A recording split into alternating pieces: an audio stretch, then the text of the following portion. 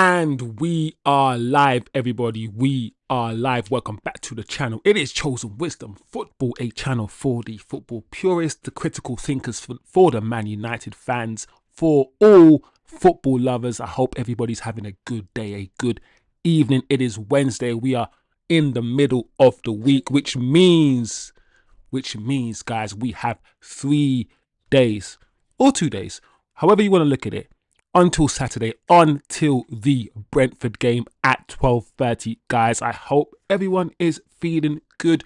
Here is your latest Manchester United news, headlines and updates, all in one place, so you don't have to search for the information.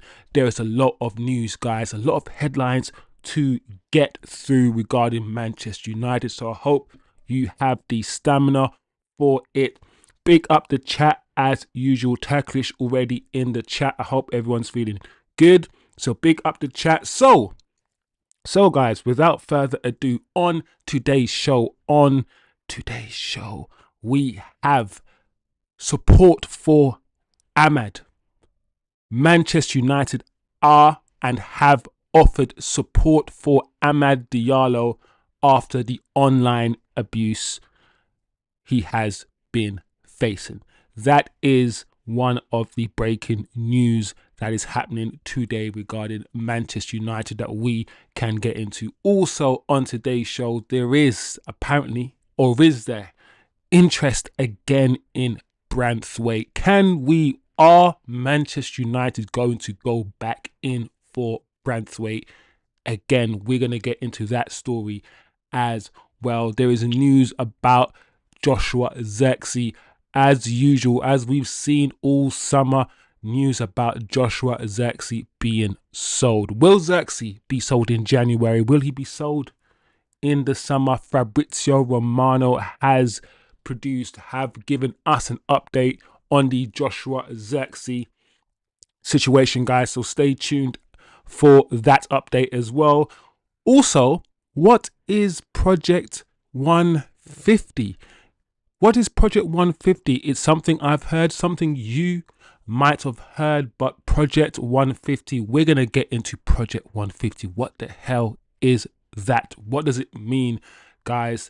Also, news that Barcelona potentially want a discount on the Rashford fee. Already there's conversations, there's talk about Barcelona wanting to keep Rashford, but for cheaper than the price that United have quoted. We'll get into that, as well as the Heaton contract situation. Heaton, our, let's say, third choice goalkeeper at this time, will not be given a new deal, guys. He will not be given a new deal. Malacia apparently wants under 21 football. He's content with playing under 21 football as long as he is sharp and he's playing. So that's also a thing. We also have Kobbie Mainoo updates as well, guys. Further updates on the Kobbie Mainoo situation. There's rumours as well that Kane, do you want Harry Kane? Could Harry Kane come to Manchester United? Apparently he could. We'll get into that, as well as the Ronaldinho quotes. Ronaldinho, my favourite baller, or at least my top 5 favourite ballers. Ronaldinho has come out and he's spoken positively about JJ Gabriel. We're going to talk about what Ronaldinho has said about JJ Gabriel. He looks like a player, a young lad with a bright future, and Ronaldinho has spoken about him, so we'll see what he said about that, as well as the fact that Manchester United apparently will get a number 6 this summer. It's something we're gonna hear a lot of. We all know that we needed a midfielder this summer, the summer just gone, and now as soon as the transfer window has closed, we're hearing news about number 6. I've said it many times, I'm not a fan of Manchester United leaking transfer news as soon as the window shuts, to keep fans happy, to keep the dopamine in fans high. No, no, no. Transfer window has closed. You could have signed the midfielder then. You did not. Let's just play our football. But we're going to get into that, as well as the fact that we will apparently be playing with the third kit on Saturday. So if you are interested in seeing Man United finally play in that beautiful black shirt that TK sent back, you might see it on Saturday, guys. So we're gonna get into that as well. Diogo Dalot is back, people. That is also news. Dalot is back, so he could potentially start on Saturday. There are also VAR concerns already. There's bubblings already regarding the VAR referee.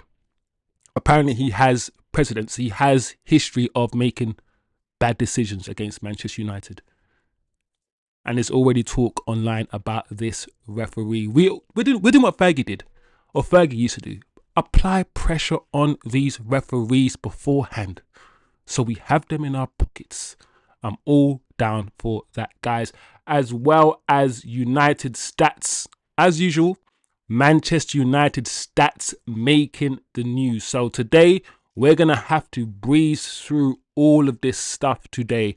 Support for AMAD, interest in Gerard Branthwaite, Fabrizio on Joshua Zirkzee, Project 150, Barcelona on Rashford, Thomas Heaton contract situation, Malacia playing with the under-21s, the Kobbie Mainz updates, Kane coming to Man United, Ronaldinho. Listen, today is going to be one of those shows that I'm going to try my best to get through all of this stuff very quickly and efficiently for you guys. So big up the chat.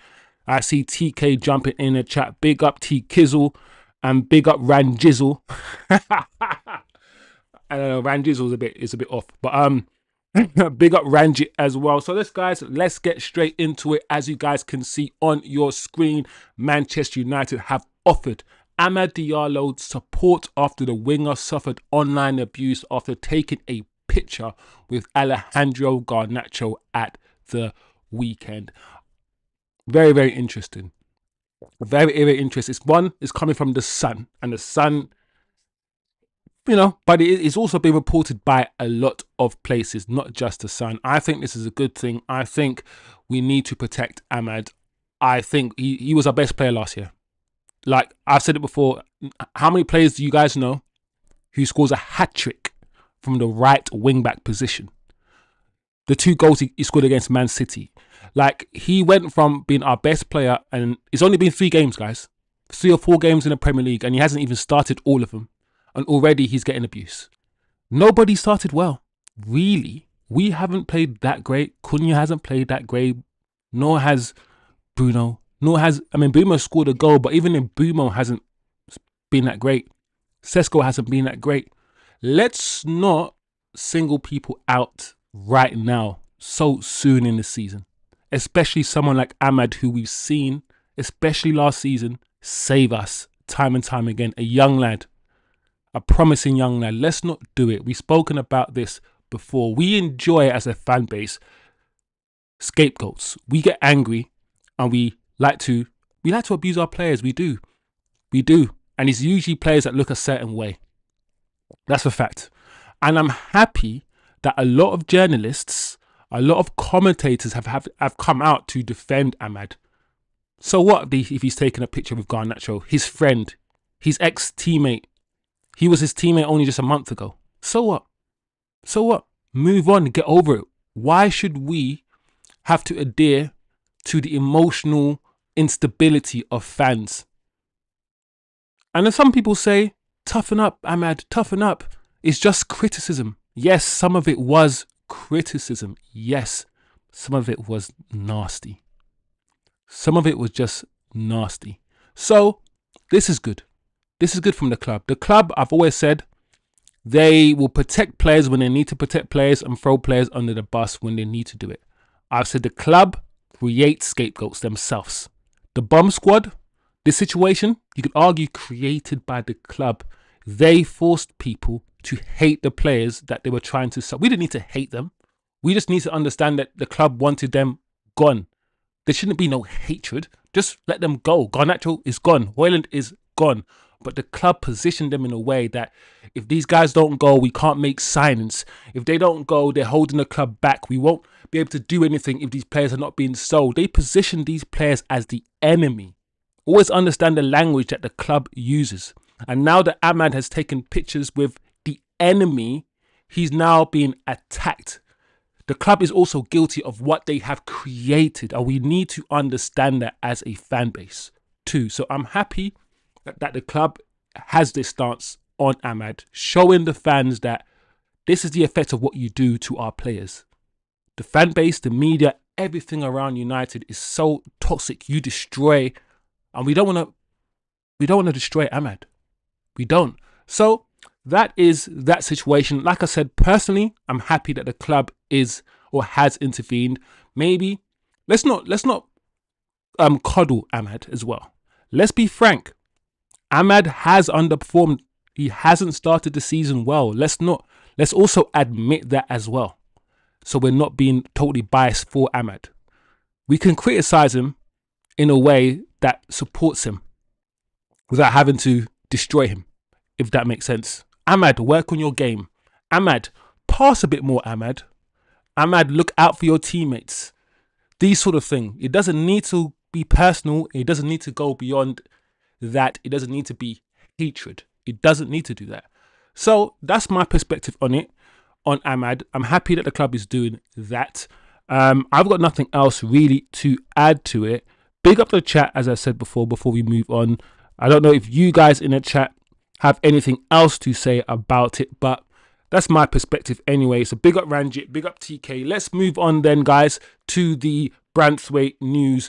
This has resurfaced again. Football Insider are talking about this. Liverpool and Manchester United are both still apparently interested in Jared Branthwaite, but Everton are prepared to block advances from both clubs. They want to keep the English defender. Okay, that is the news, guys. Whether you believe this or whether you don't want to believe this or whatever you're feeling, I want to know, because personally, I don't think this is true. Yes, I remember, and we all remember a time where we were interested in Branthwaite. I think that was either Ten Hag's first year or Ollie's last year. But either way, we were interested in Branthwaite. The fee was too high. He was too expensive. It was around the same time we wanted to get rid of Maguire. So I think he was the one that we wanted to replace Maguire with. It didn't happen. And he went to Everton, and I think he signed a new contract with Everton.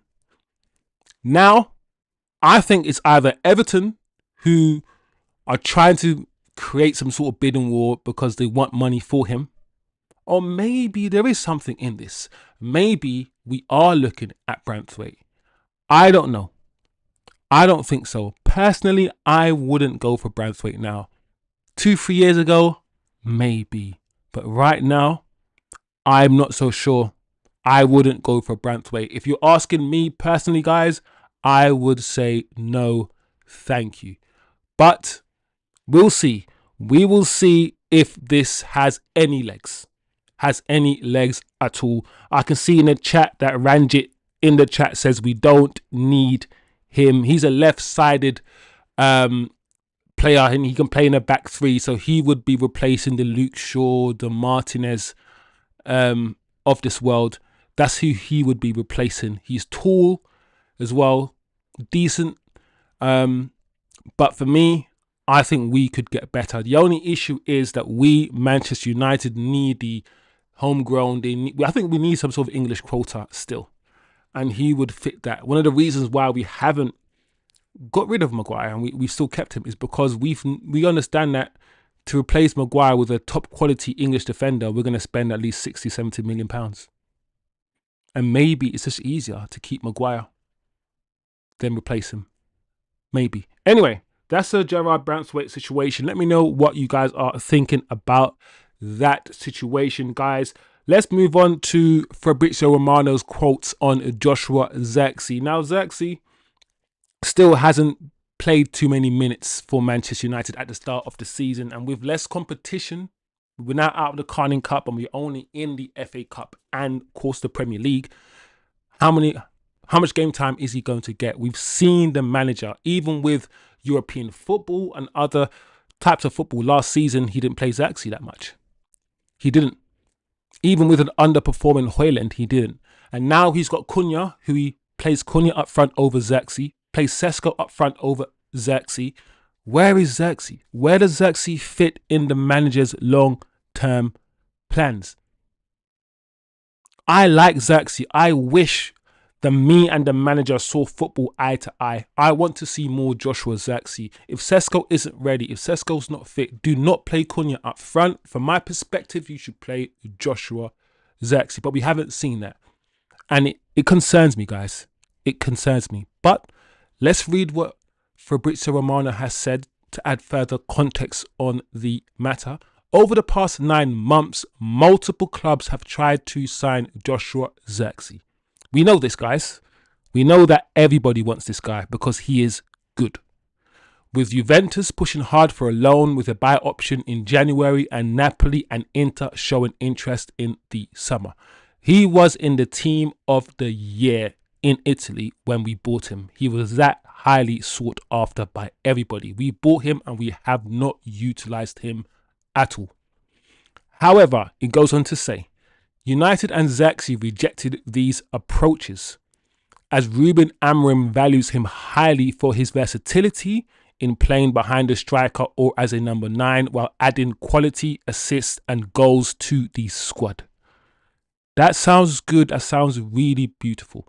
I believe, and I've always felt, that Zirkzee is in a very strange position, maybe similar to Kobbie Mainoo, in the fact that I actually think people in the club, whoever it might be, it might just be Wilcox or Vivell, whoever it might be, they really like him.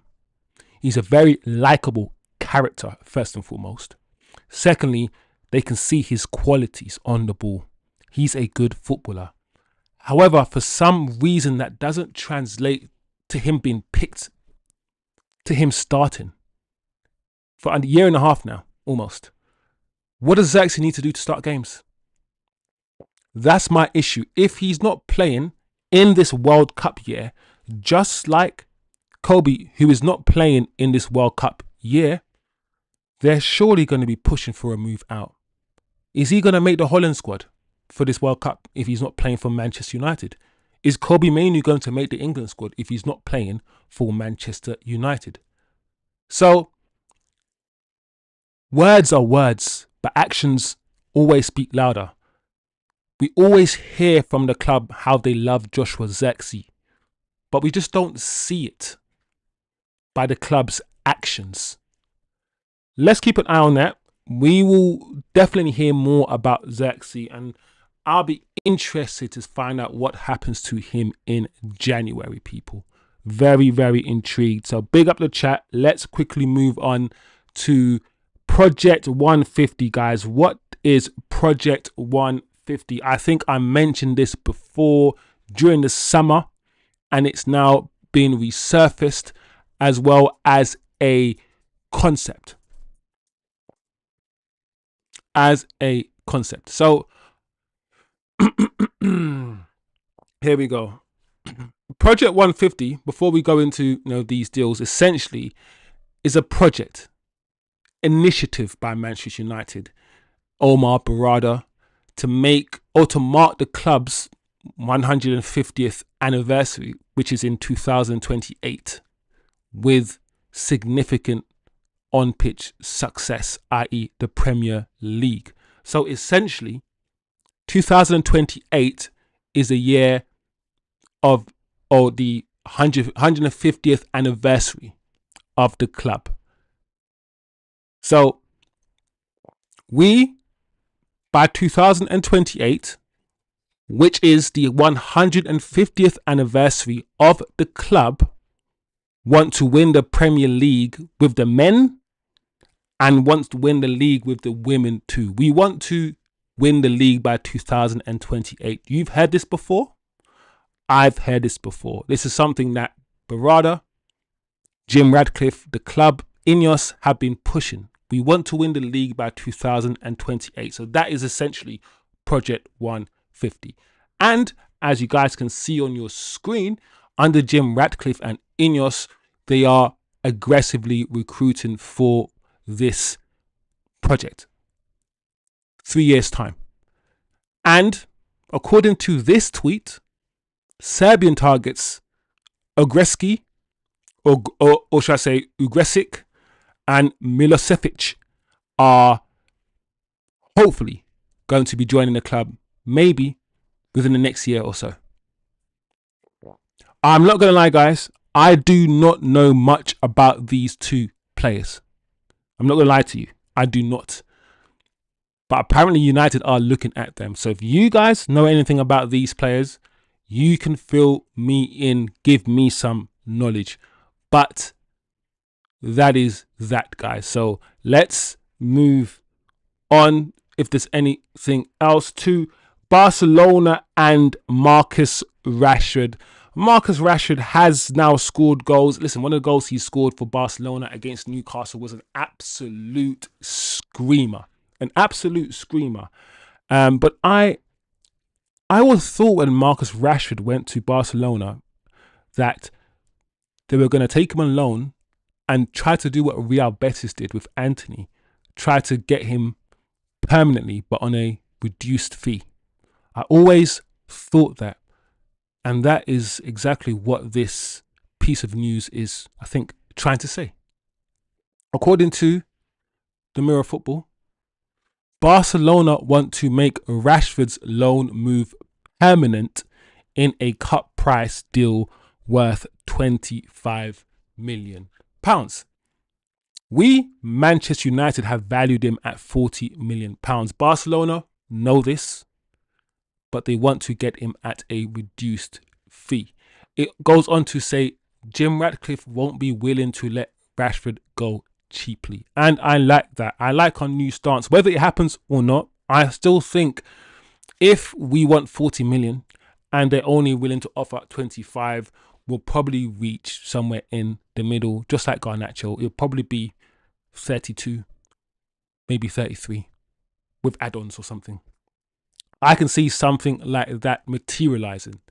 But he knows that the better Rashford performs in Barcelona, the more goals he scores, the more he settles into the team, the more value he produces for Barcelona, the more they're going to want to keep him. The higher the value he will become, the more money that we can demand for him. So, of course, from a Manchester United standpoint, we want Rashford to perform well. Of course we do.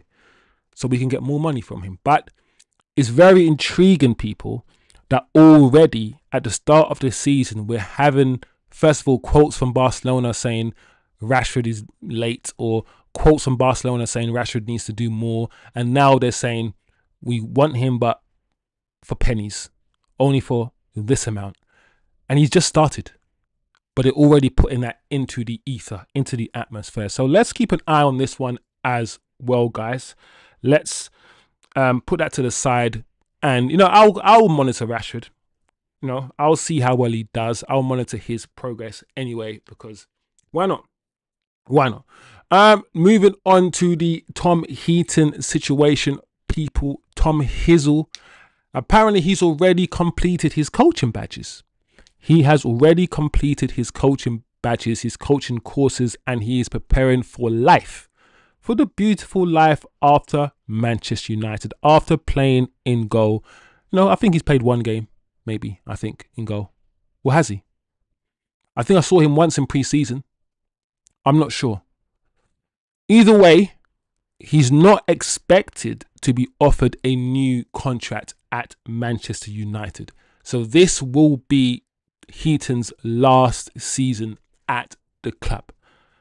That's another reason why we are looking for another goalkeeper.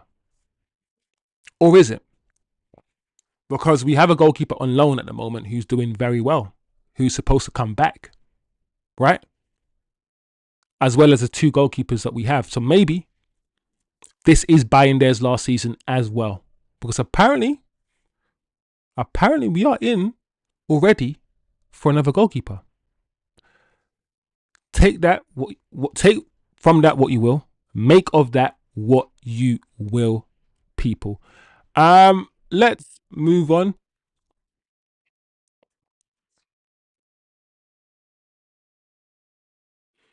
Just a quick one. Just a quick one about Tyrell Malacia, in case anybody wants to know what's happening with Malacia. Essentially, guys, he is training with the under 21s, and he been training with the under 21s for the past few weeks now. Not kicking up a fuss. Malacia, I've always said Malacia is part of the bomb squad, but Malacia hasn't done anything wrong apart from maybe not being good enough. And that's it. So it goes on to say that his intensity is said to be off the charts. I mean, if he's playing with the under 21s, he should be a lot better than most of them, right? His attitude has been good, and he's requested to be allowed to play for the under 21s, so not just train with them, but play for them as well. And this apparently has been green lit. So Malacia just wants to play football. He just wants to play football, and now he's going to play games for the under 21s. Listen, it is what it is. I was told that one of the reasons why Malacia was part of the players, that United wanted to get rid of, one of the reasons was because of his close relationship with Marcus Rashford, which is quite interesting. Very interesting. Big up Ranjit. Ranjit says Gahey is much better than, I assume you're talking about Branthwaite. Yeah, I agree, Ranjit. I would take Gahey over Branthwaite all the time. But Gahey is probably still going to go to Liverpool. I can still see that deal happening. If not in January, then in the summer, people. Okay, Kobbie Mainoo updates, people. Updates on Kobbie Mainoo.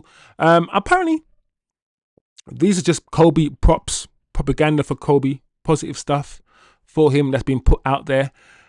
He's working hard at Carrington and doing everything he can to impress Ruben Amorim. Apparently, he's working with a private coach, or he's worked with a private coach during the September international break, and he has even changed his private chef.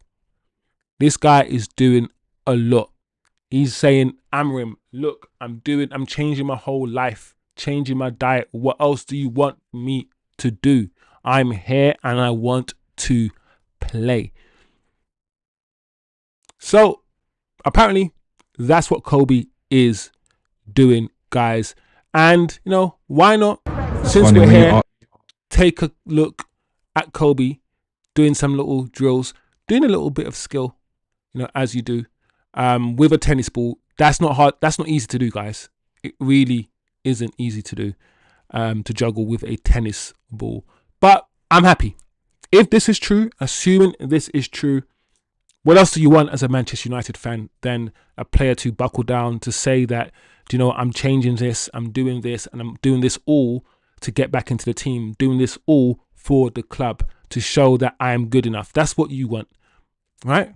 And that's what we're getting. So good for Kobbie, from my perspective. Good for him. I wish nothing but positive things for Kobbie Mainoo. He's a young lad at the start of his career. If the system doesn't suit him, then it's got nothing to do with him. And I really want to make this clear, guys. Let's stop hating players that don't play well for this club because the system doesn't suit them. We need to be more intelligent than that and just say, do you know what? He doesn't suit the way the manager wants to play. It doesn't mean he's a bad footballer. It doesn't. So that's Kobbie. Like I said, I like Kobbie. I think most of Man United fan base love Kobbie Mainoo, and they want nothing but good things for him. So we'll see what happens this season. We'll keep an eye on Kobbie. At the end of the day, Casemiro is not playing on Saturday because of the red card. So will we start with Kobbie and Bruno, or will we start with Ugarte and Bruno? That's a conversation for the pre-match build-up session. Anyway, moving on, people. Moving on to the Harry Kane rumours. You might think this is a rumour. I might think it's a conspiracy. Some people might say it's shit. Some people might say, there's something in this. But here we go. Apparently, guys, Harry Kane is open to a Premier League return. And Man United could be among the more likely destinations. Apparently. he could leave Bayern for as little as 56.8. This is a very specific number. 56.8 million pounds? Wow. That is very, very strange. Why the 0.8? Very, very strange. How much is Harry Kane right now at this point in his career worth? Is he worth, because I've just googled 56 million pounds, it's around 65 million euros, but who cares about euros right now? We're in the UK, right? 56 million pounds. How old is Harry Kane, guys? 31, 32, let's see. Harry Kane's age. 32. 32-year-old striker, no resale value. We're doing another Casemiro for 56 million pounds. Some of you guys will say, who cares? Get him, take him. Some of you guys will say, no, he's 32. He's got no legs anymore. If you see him play for Bayern, everyone else around him is running at 100 miles an hour. He's got no legs. I've seen this guy play for Bayern and drop as deep as the centre back. I've seen him pick the ball up from the defence as a striker. He's dropping way too deep to accommodate for the fact that he cannot run as quickly. Listen, Harry Kane, amazing striker. Right now, he's still able to strike with the ball. But if Xerxes can't get into the team because Xerxes is not quick enough, not mobile enough, apparently, I disagree. But if that's one of the reasons why we don't play with Joshua Xerxes, because he doesn't run the other way, then why would we sign Harry Kane, who, in that regard, is even worse than Xerxes? He's not going to stretch the pitch. So I would say no, personally, to this, if it would ever materialize. I don't know what you guys think. Let me know in the chat. Comment below as usual, guys. Let's move on to Ronaldinho, my GOAT, my guy, and Ronaldinho's quotes. Quotes about young JJ Gabriel. I've seen little flashes of this young lad. And listen, I already said that Mason Greenwood, if he followed his trajectory, Mason, he is going to be in the conversation for the Ballon d'Or. And I feel like we got someone else here. This kid is or has a lot of potential. And sometimes when Ronaldinho speaks, guys, sometimes you just got to listen sometimes. You don't have to agree, but you got to listen, because that's Ronaldinho. He knows about tech. He knows about ballers. So, this is what he's saying. I've seen great players in England, like Chelsea's 16-year-old Ibrahim Rabaj, who is also good. But JJ Gabriel from Manchester United impressed me the most, a future Ballon d'Or winner. Not a possible future Ballon. He's saying he's going to win the Ballon d'Or in the future. This kid. This is how highly someone like Ronaldinho rates this child. Technically, this 14-year-old, I think he is. Because I thought he was 16. When I checked the age of JJ Gabriel, I was like, how old is JJ Gabriel? Let me just make sure I'm not talking out my bum. How old is JJ Gabriel? 14. Are you right? 14 years old. And he's already been spoken about in the sense of potentially starting a game or making an appearance this season for the senior team. But he will be 15 next month. TK says Kane won't come to United. I don't think he'll come to United as well, TK. But would you take him? If he was available for £56 million, would, at this stage in his career, would you take Harry Kane? Anyway, that's my GOAT, Ronaldinho. And because my GOAT has also, certified this young man, I'm going to keep a closer eye on JJ Gabriel. I don't watch under 21 games. I don't watch academy games. I could do. I've got MUTV. I don't. But I will keep an eye on this kid. So big up people. Big up people. Let's move on to other. I don't like this story, but I'll report on it anyway because everyone else is reporting on it. But all I'm going to do is give you the facts and then move on, people, because we've heard this before and it is what it is. Man United are ready to listen, even the way this is phrased, guys, I don't even like the way this is phrased. Man United are ready to lead the way next summer in the race for a number 6. Anderson, Baleba and Wharton are among the deep line midfielders expected to be in high demand from major European clubs, with Baleba valued at over 100 million. Okay. You know when you read something, you're like, okay. All right. So we're just saying here that we are going to be one of the many clubs that like these players and want to get one of these players. It's like, okay, we know this. Like, I'm gonna listen. All I'm doing reporting the stories to you guys, but every now and again I report a story to you guys where I'm like, I don't even want to say this story. Like, I don't even want to say that. I'll say it anyway, just in case you guys are interested. But this is, what is this? Yeah, we know that we're interested in Baleba, and we've said many times, 100 times, we are interested in Wharton. So now a story being put out there that we are one out of many clubs that are going to get one of these players. It's like, okay. Right. You know, so I get it. It's a tier 1 journalist that said this. And because it's a tier 1 journalist, a lot of people are reporting on it. Fan channels are talking about it. But I'm not quite sure what else to talk about here. The what ifs and buts and ifs and whens and all these things. So it is what it is, guys. I don't know if you guys want to talk about it, but I would like to move on personally. Let me see what the chat is saying. Ranjit says, way too young to big up. I hope all works out. I agree with Ranjit. For me, tell me about a player when he reaches 17. Tell me about a player when he's breaking into the team. There's been millions and not millions, hyperbolic, but there's been so many young players at the age of 14 that are supposed to be the next best thing and they fall off. Too young, too soon. But Ronaldinho knows about him.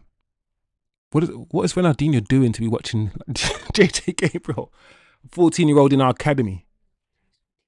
You know, but I know Ronaldinho's son plays for a team in the UK, so that's also a thing. TK in the chat, big up TK, my bro. Kane also doesn't fit with our plan. Yeah, that's what I said. He's not.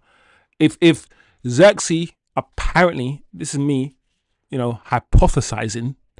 If Xerxes can't fit in because he doesn't stretch teams the other way, he always wants to come and drop deep and collect the ball, and he's basically Harry Kane but without the striking a bit. He can't shoot like Harry Kane, but the way he plays football and he drops deep and he tries to link play, that's Harry Kane's game now. And Xerxes can't get into the team when he plays that way.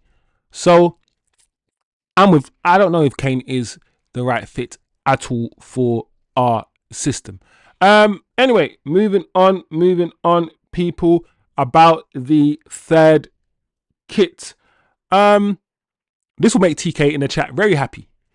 Manchester United will debut the 2025-26 Adidas third kit at Brentford on Saturday. Do you know what? Cool. We get to see these guys in the new kit. These guys need to quit, but in the new kit, which is cool. No, I've got the new shirt. TK's got the new shirt. So it's cool. Apparently, though, you know, the kit would normally have black shorts, as we know, but because of the clash with Brentford, guys, on Saturday, apparently, for this one game and one game only, we're going to wear yellow socks and yellow shorts.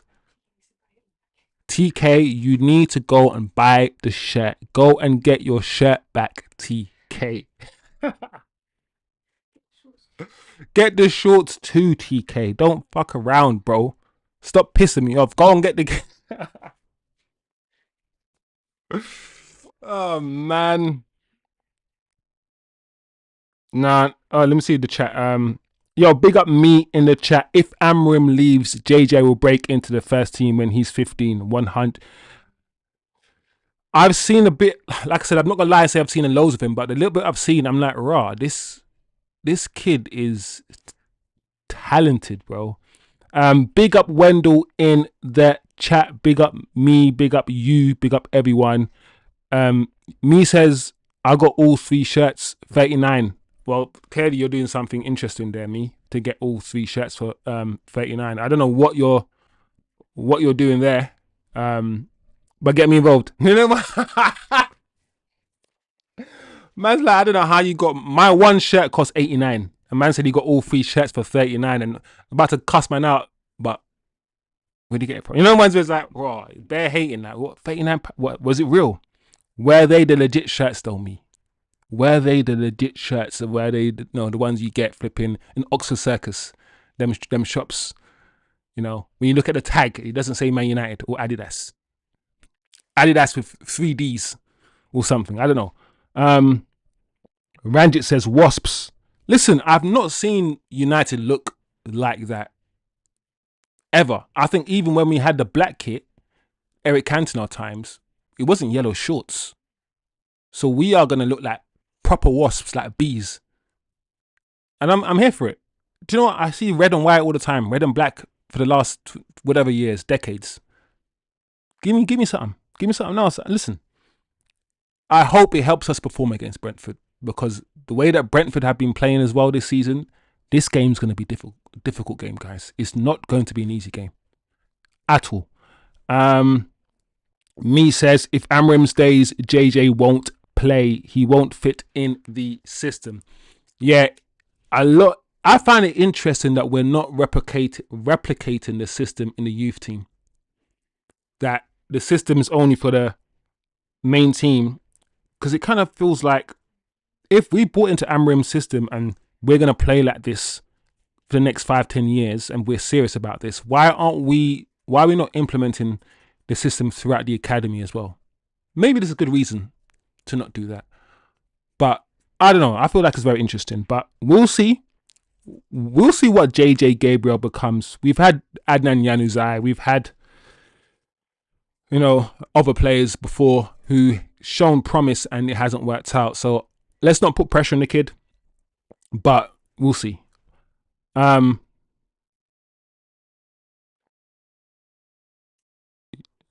me, don't do this, me. UKKits.co.uk. I'm gonna have to check that out, 100% legit. Wow. Flipping heck.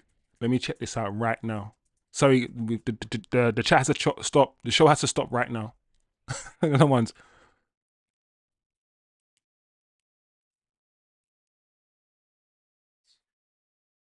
All right, maybe not right now, but I'll check it out. If you're saying that UKKits.co.uk. UKKits.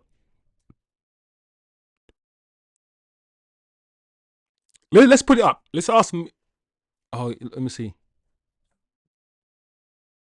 What? What the hell? What the helly? What the hell? What the helly? Martinelli? Martin Lewis Skelly? What? All right, they look legit. It looks legit. And do you know what it is, yeah? I'm not gonna lie, yeah? Even if it weren't legit, yeah? Even if it was like there's one little tick or one little line extra or there's a little mark, I don't... Listen. No way. How is this? What is going on here? Me, you're gonna have to explain this. We're gonna have to explain this. So why are they so cheap? What is happening here? Have they basically what's happened is some people have stolen it off the back of a truck.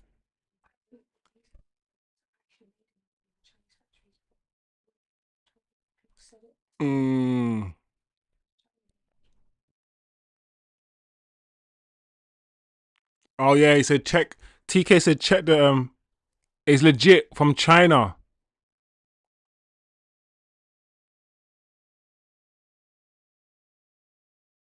No, I am getting gassed up. You're having a laugh. Is this some hidden secret? Is this some hidden society? Where have I been? Listen, give me that ring, brand me, do what you need to do. I want to get involved in whatever you're.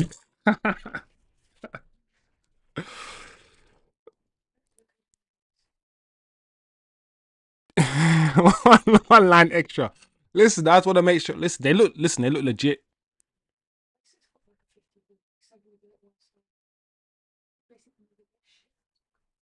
All right, well, we're definitely sidetracked, and I had to sidetrack because I was told, listen, when you spend almost £100 on something, yeah, and the next man in your chat says he spent £20 on it, yeah, you have to stop what you're doing.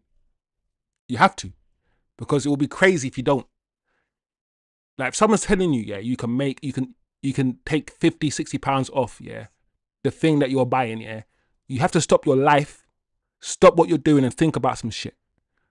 So, oh yeah, sing. No, man's a single wash shirts. Them ones you wash one time and then you take them out of the washer and they just disintegrate into your hands. Or they shrunk like a baby. You got me says I've been getting them shirts for past 4 years. Never had a problem with any one of them, bro. Nah, I need to. Okay, cool. All right, I'm on it now. Man, put me on. Me, put me on. Safe. Big up me for putting me on. It is what it is. Buy no shirts. Feel no disappointment. Move on with life. All right. All right? Let's quickly bang this out. What we got next? So we got the kit stuff. Um, yeah, I've already said that. Casemiro suspended for Saturday. Will Kobbie start? Will he not start? According to the manager, if you listen to the manager, it's attacker for attacker, defender, attacking midfielder for attacking midfielder, defensive midfielder. So it should be Ugarte for Casemiro. It should be. We will see. As I said before in my build-up, guys, man like Dalot, Diogo Dalot is back. And I hope we don't see him on the pitch. You know them ones, like, listen, I like Mazraoui. I think Mazraoui is technically, for £12 million, 12 million as well, one of the great buy. I don't think he's a wing back, guys. I think if we want to play Mazraoui, play him as a right centre back. Play him there. He's not a wing back, Mazraoui. He isn't. Similarly, Dalot is not a wing back. We, as I said many times, need to move away from playing defenders at wing back. He needs to stop loading up the team with defensive players. We can't play football, score goals, play attacking football with 60% of our players defenders. Nobody does this.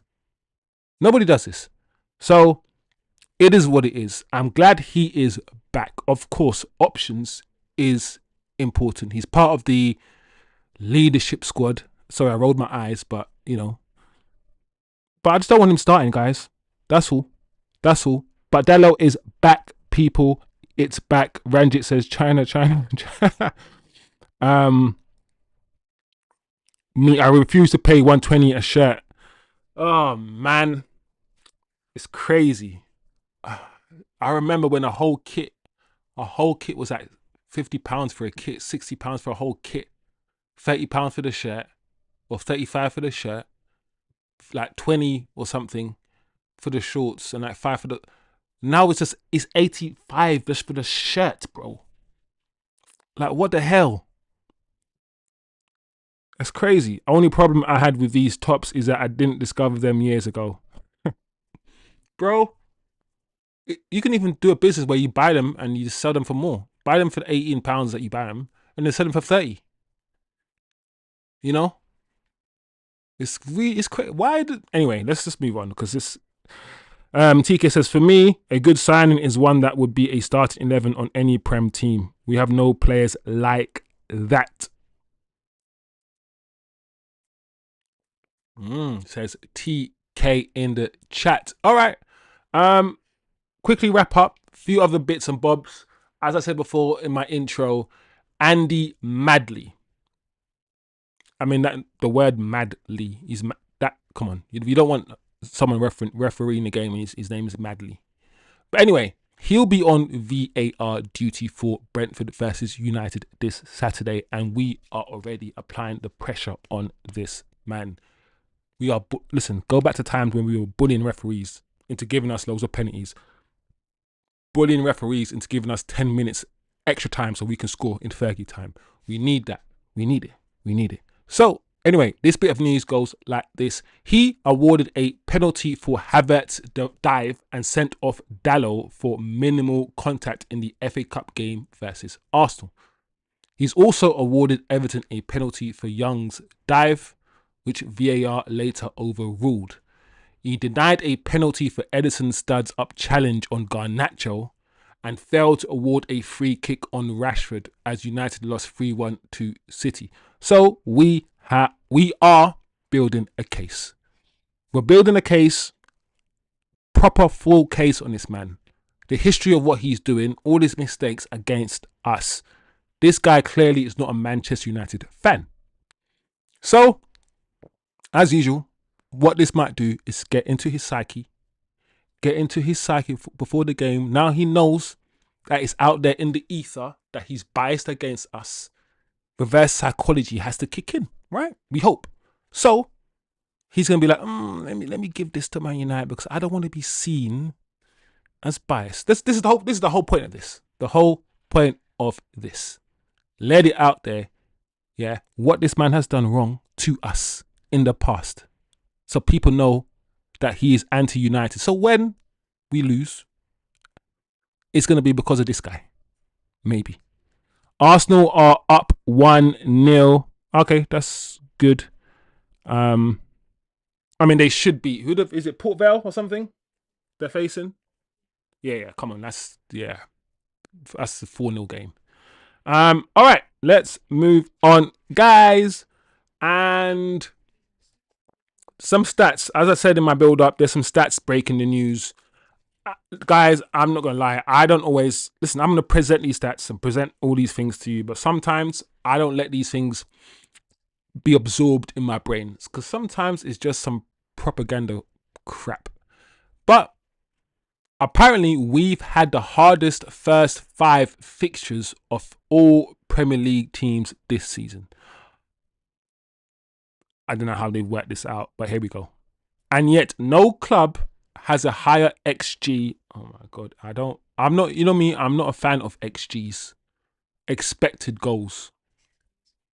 But anyway, and yet no club has a higher XG, apparently 10.13, or taken more shots, 81 so far this season than Ruben Amorim's side. All right. And your favorite Statman Dave. So, and he said Manchester United have been the least efficient finishers across Europe's top 5 leagues this season. They've underperformed their expected goals by 5.7, the most of any of the 96 teams across those leagues. We need to sharpen up. So, okay. What does this mean? This either means absolutely nothing because we're crap. So you can throw XG at me all you like. Or you can look into this and you can analyze this and you can reach whatever conclusion you want to reach.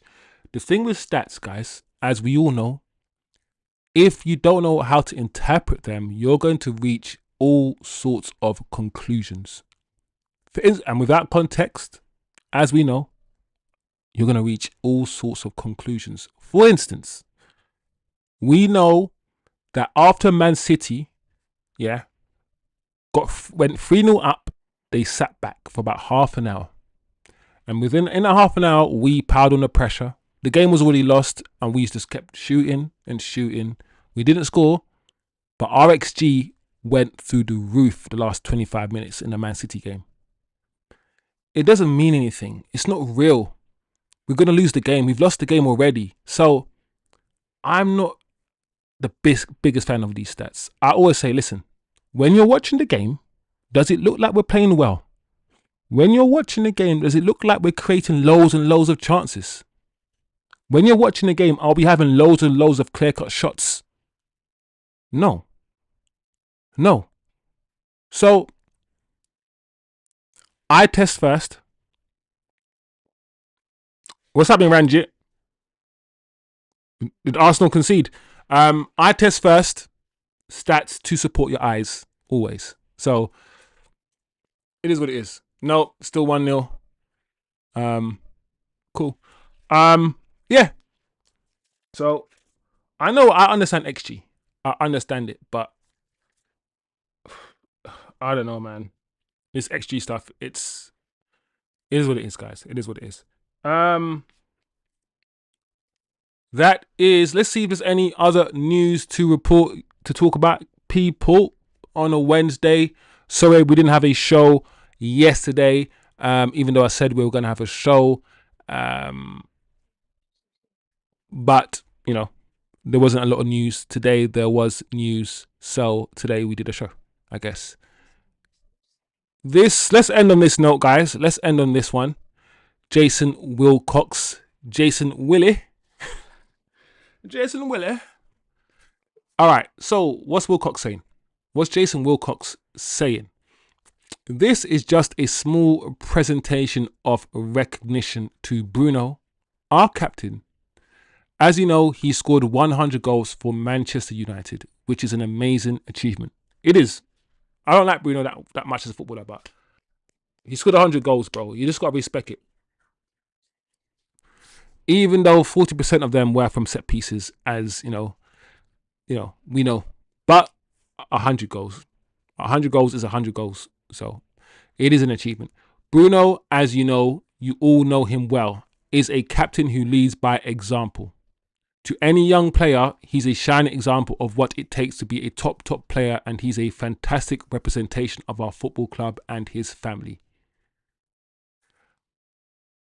Listen, if you're a top player, please don't emulate Bruno. Like, there are hundreds of better players than Bruno to emulate in the world. But he is a good player. He's a good Brandon Bumo. AMAD. Oh, man. But that doesn't matter. It doesn't matter. You know, it is what it is. But, you know, well done, Bruno. 100 goals is not easy. It's not easy to do. So well done. Well done, Bruno.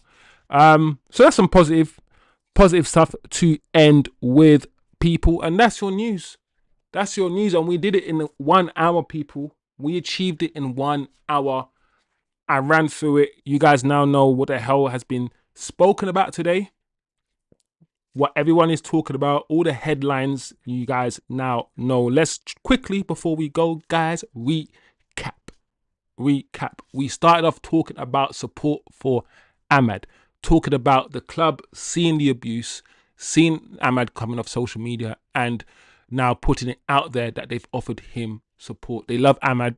They know he's for the future. He's the kind of player.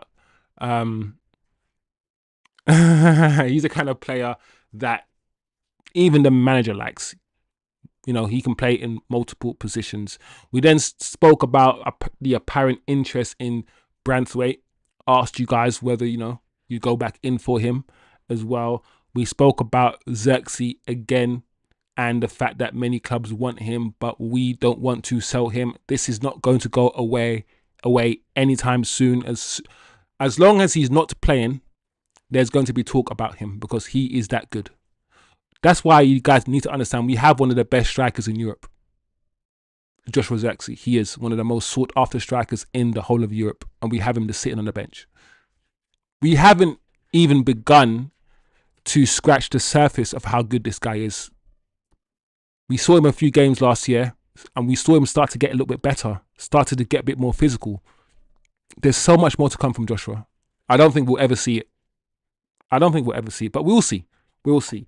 We also spoke about Project 150 and the fact that United are planning to win the league with the men and the women's team by 2028 by Manchester United's 150th birthday, which is why it's called Project 150. We spoke about that. We spoke about Barcelona wanting to get Rashford in a reduced or on a reduced fee, £25 million. We spoke about that. Heaton not renewing his contract, going into coaching. We spoke about that. Malacia wanting under 21s football and training for the under 21s and now playing for the under 21s. We had an update on Kobbie Mainoo as well and his situation. You know, him having a private coach. His private chef has been changed and all of these things that he's doing. The rumours about Harry Kane, we're not really involved. We don't, you know, I think we all said Harry Kane is a no-no, but they're only rumours. But I don't think either one of us or anyone in the chat really wants Harry Kane right now. I think the Harry Kane thing is gone. Spoke about JJ Gabriel and Ronaldinho's quotes on him and how, listen, the GOAT is now branding this guy the future GOAT. And even though he's young, it's early days, you still got to listen. If the GOAT says this guy's going to be the next GOAT, I'll listen. So we got that Ronaldinho situation. We went through this whole, well, we skimmed past this news about Man United in for a midfielder. I'm tired of seeing Man United are in for a midfielder next summer. Basically, guys, if you see me on this channel talk about Man United being in for another midfielder, understand that it's not because I want to talk about it. I'm done with this now. And there's going to be more stories about us buying the midfielder throughout the whole first half of this year up until January. And if we don't get one in January, these sort of stories will follow us until next summer. So it's going to be annoying. But it is what it is, guys. It is what it is. I have to report on it because this is what the show is. I prefer watchalongs now. Not the biggest fan of talking about transfer news when the window has closed. I'm not. I'll be real with you guys. I can't lie. You can probably see it in my face when I'm not when I'm not involved in a story anyway. So I find it hard to lie. Sesko, of course, you can see the picture of him. We spoke about the new kit being unleashed against Brentford. Yellow socks, yellow shorts, black tops.